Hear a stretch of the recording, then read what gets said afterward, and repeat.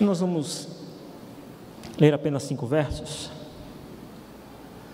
Lucas capítulo 10, verso 30 ao verso 35. E o título desse sermão é O Convite para a Estrada de Jericó. Hoje nós vamos refletir sobre uma parábola muito conhecida.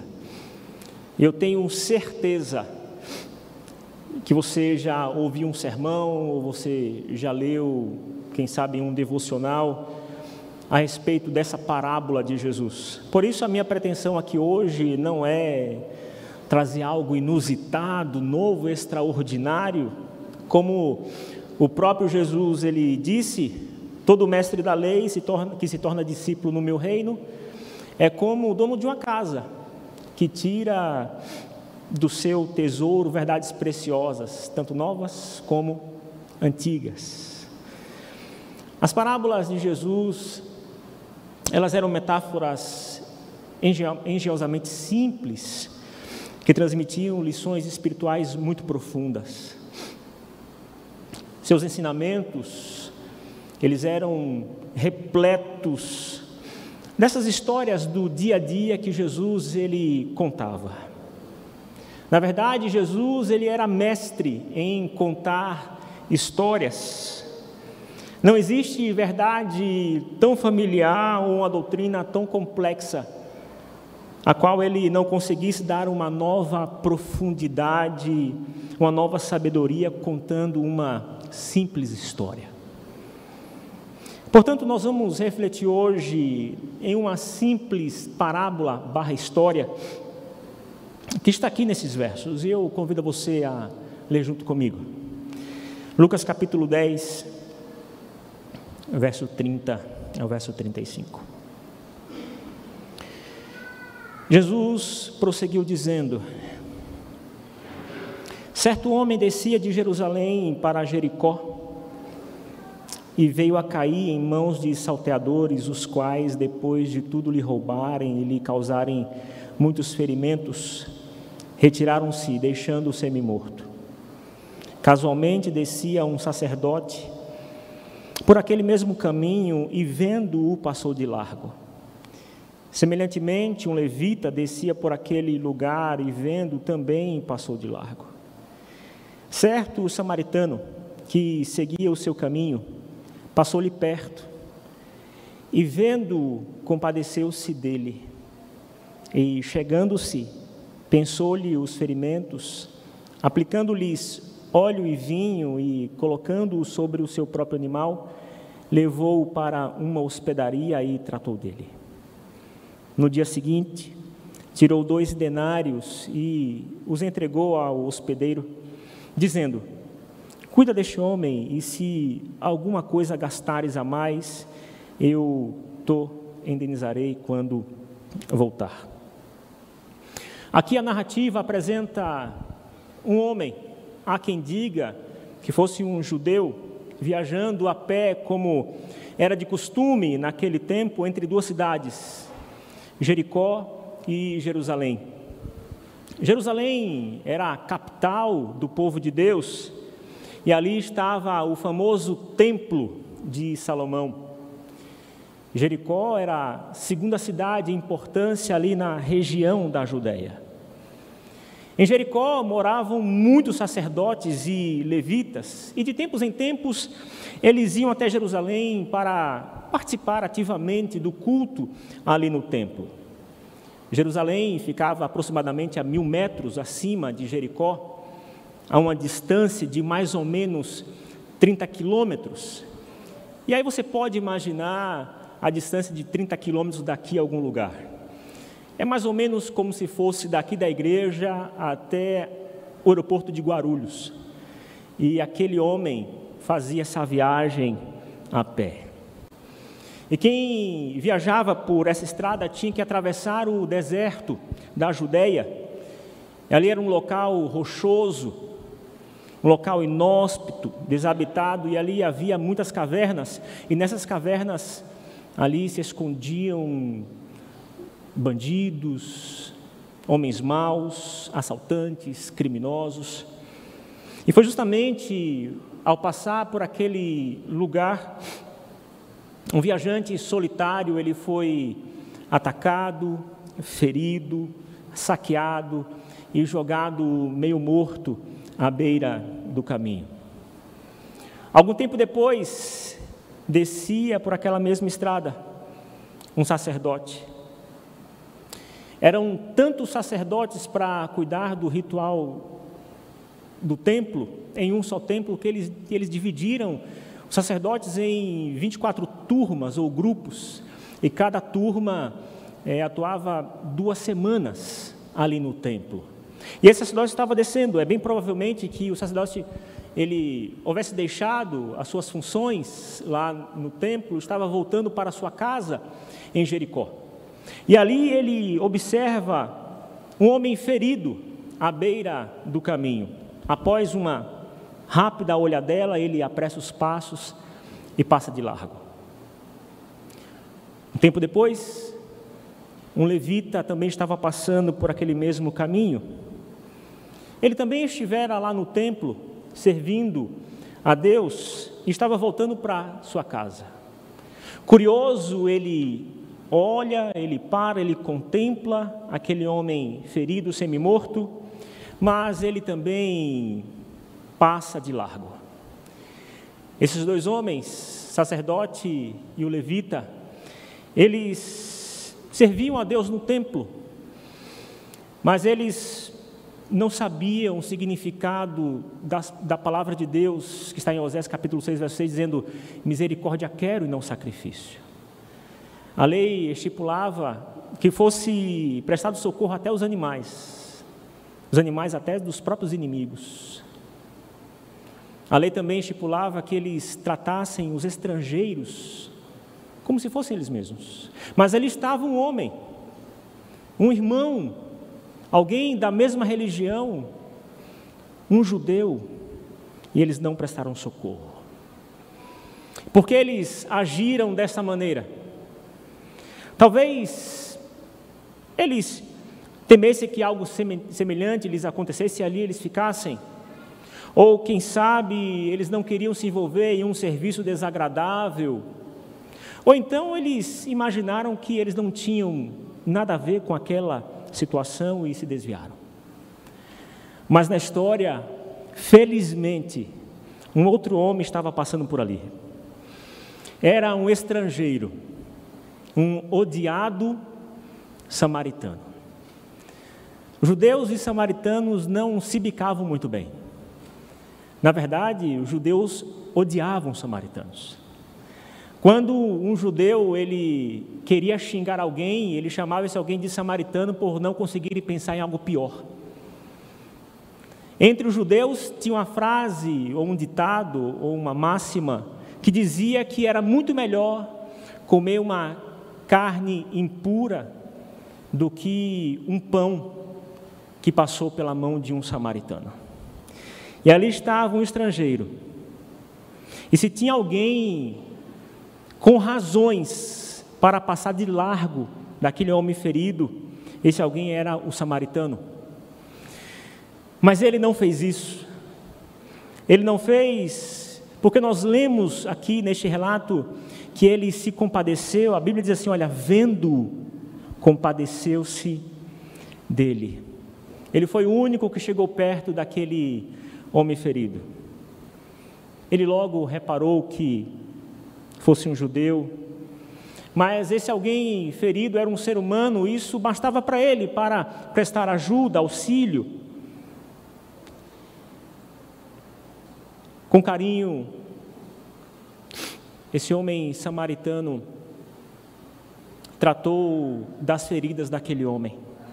Ele utilizou todos os recursos que estavam à sua mão.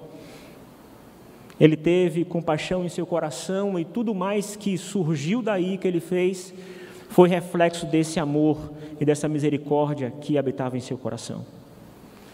Como parte do alimento que ele trazia na viagem, estava ali o azeite e o vinho.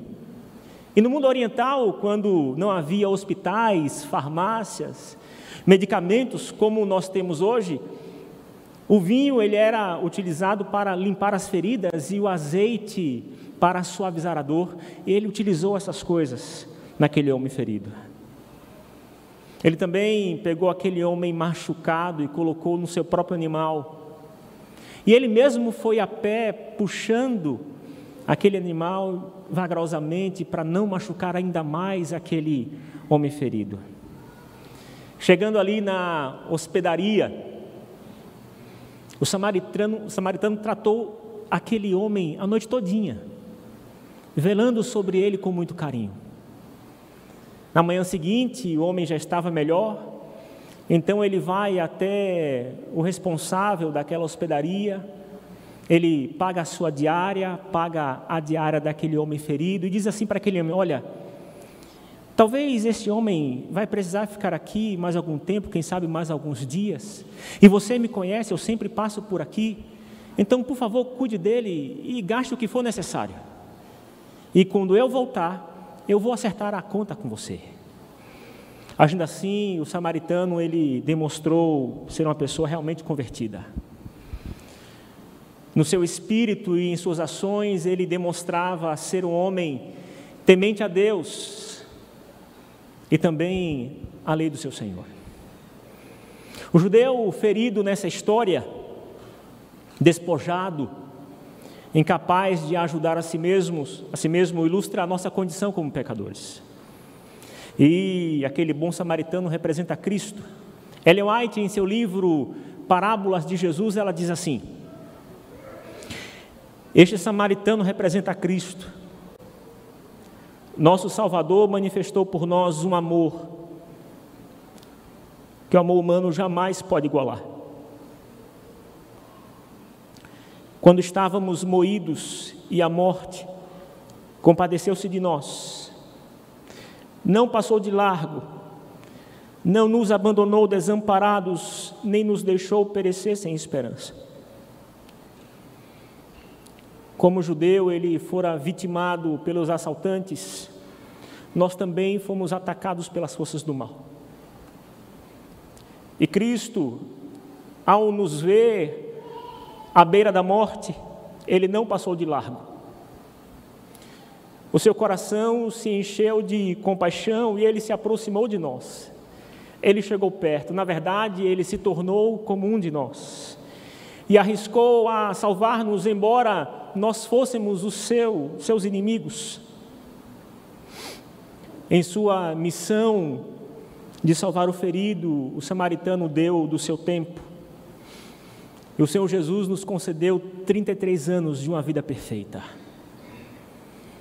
O samaritano deu do seu vinho para limpar as feridas. Jesus Cristo deu do seu próprio sangue para nos limpar dos pecados. O samaritano deu de seu azeite para suavizar a dor. E Cristo deu do seu Espírito Santo para nos consolar e nos ajudar a viver uma vida justa em um mundo injusto. O samaritano, ele fez de tudo que estava ao seu alcance para restaurar aquele homem ferido, dispondo do seu dinheiro. E Cristo, ele deu tudo que possuía. Ellen White, ela diz que Cristo, ele deu todo o céu naquela dádiva de si mesmo para restaurar o homem à imagem de Deus. Dessa forma, o bom samaritano se tornou para nós uma imagem, uma ilustração de Jesus em sua missão para nos salvar. Mas quando nós olhamos para esta parábola por uma outra perspectiva, nós podemos aprender outras valiosas lições. Nesses personagens que aparecem aqui nessa história, nós podemos colocar aquele homem ferido como o centro dessa reflexão, como o eixo da história. E aí então a história passa a falar de relacionamentos. E aqui nós temos 3 grupos de pessoas que se relacionaram com aquele homem ferido. O primeiro grupo é o grupo dos assaltantes. E cada um desses grupos tem uma atitude principal e uma filosofia de vida. E o primeiro grupo, o grupo dos assaltantes, a atitude deles é uma atitude de cobiça. E a filosofia de vida desses homens desse grupo que se relacionou com aquele homem ferido pode ser resumida assim: olha, o que é meu, e o que é seu vai ser meu se eu conseguir tirar de você. Repetindo, a filosofia de vida desse primeiro grupo era: o que é meu, e o que é seu vai ser meu se eu conseguir tirar de você. Essa filosofia é uma filosofia de muitas pessoas. Muitos vivem de maneira egoísta, de maneira gananciosa, procurando preservar ao máximo aquilo que pertence e empenhando ao máximo também para transferir aquilo que é do outro para si. E essa classe de pessoas aumenta à medida que a gente vai avançando para o final da história da humanidade. O próprio apóstolo Paulo, ele envia uma carta para Timóteo, a sua segunda carta, no capítulo 3, ele diz assim, logo nos primeiros versos: olha, sabe porém isto, Timóteo, nos últimos dias sobrevirão tempos difíceis, pois os homens serão egoístas, avarentos, eles serão implacáveis e cruéis.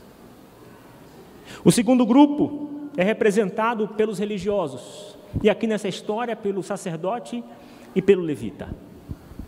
A atitude diante do infortúnio alheio foi a indiferença.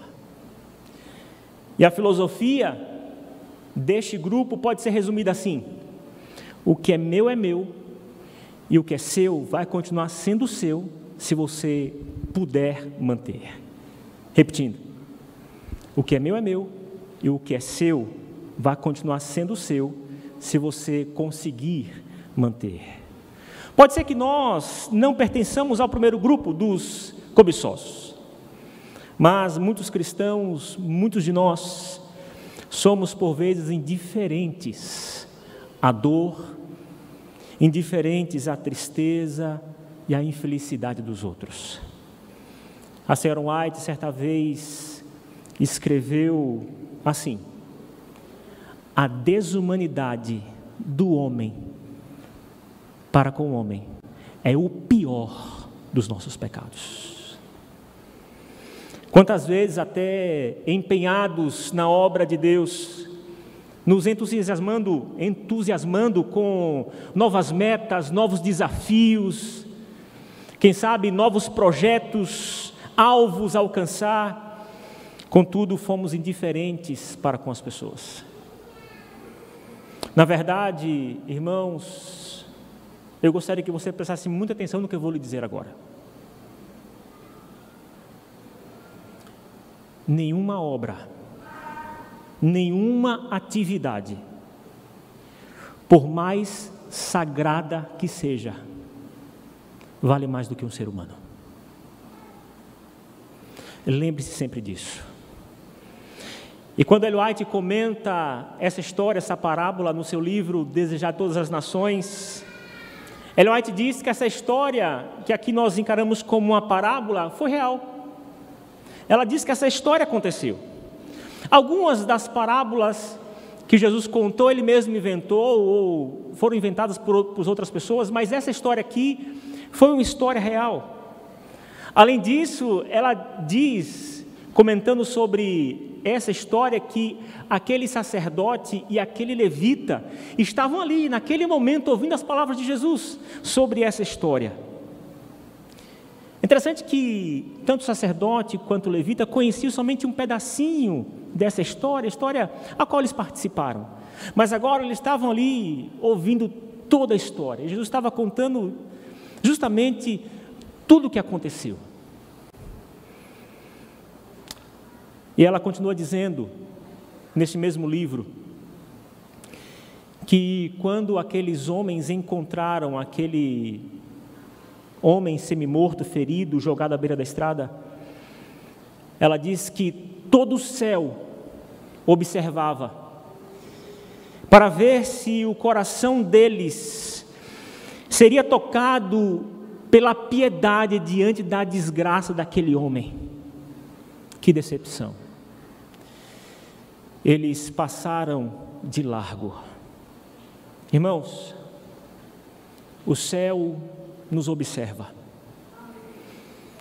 Não estamos nós, quem sabe, muitas vezes, passando de largo uns pelos outros também?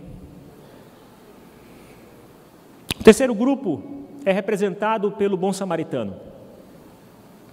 E a força motivadora da vida é o amor que procede de Deus, como diz 1 João, capítulo 4, verso 7.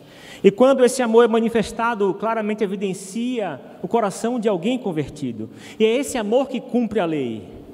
E qual é a filosofia de uma pessoa assim, que demonstra esse amor? É mais ou menos assim: o que é seu, e o que é meu, também pode ser seu, se você precisar para salvar a sua vida. Eu vou repetir. A filosofia desse terceiro grupo de alguém motivado pelo amor é mais ou menos assim: o que é seu, e o que é meu, também vai ser seu, se você precisar de fato para manter a sua vida.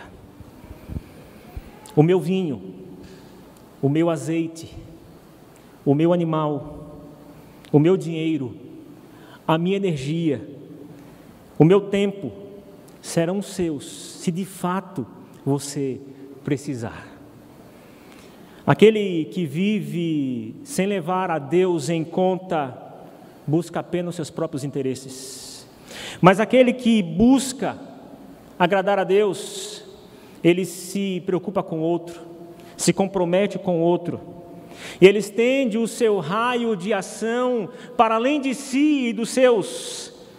E ele está disposto a ajudar quem quer que seja.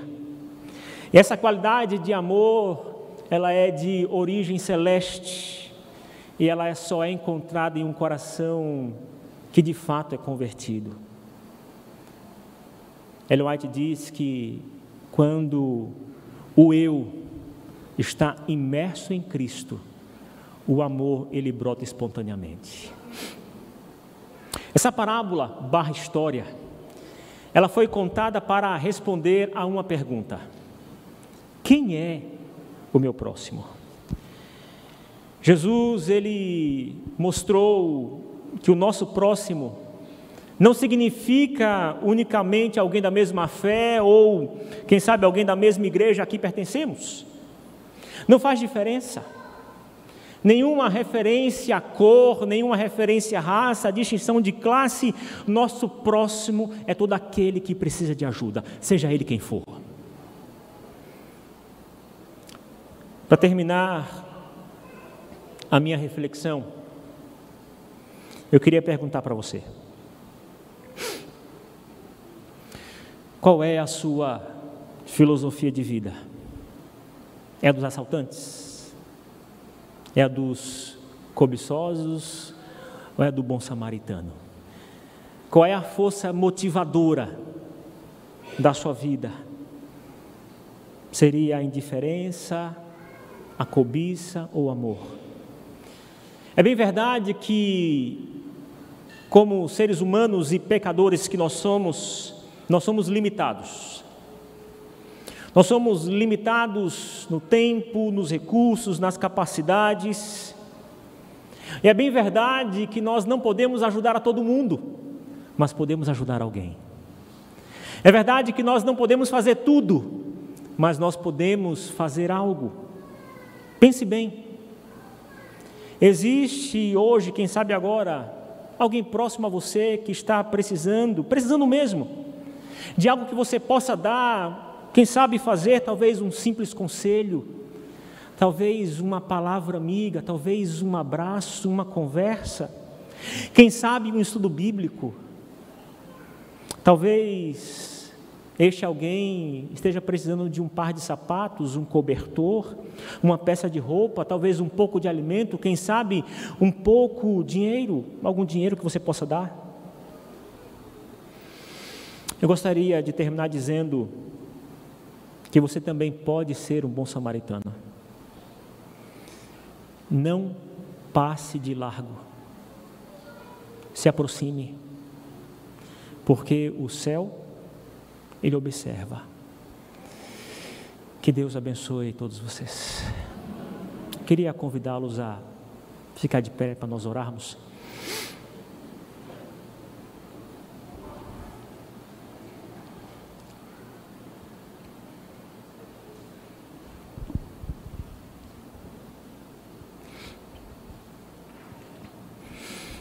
Obrigado, Jesus,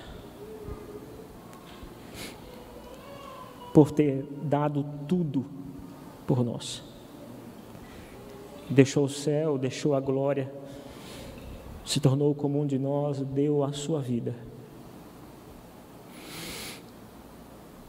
Nós queremos ser reconhecidos, Senhor, pelo amor que nós demonstramos uns aos outros. Na verdade, essa é a marca de ser um discípulo teu.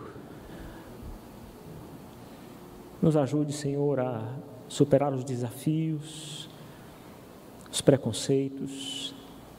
Nós queremos, ó Deus, amar o outro como o Senhor amou. Nós queremos, ó Deus, ter essa filosofia de vida, a doar a nós mesmos, por amor ao teu nome. Nos ajude, Senhor, a sobretudo a ser o próximo do outro, seja ele quem for.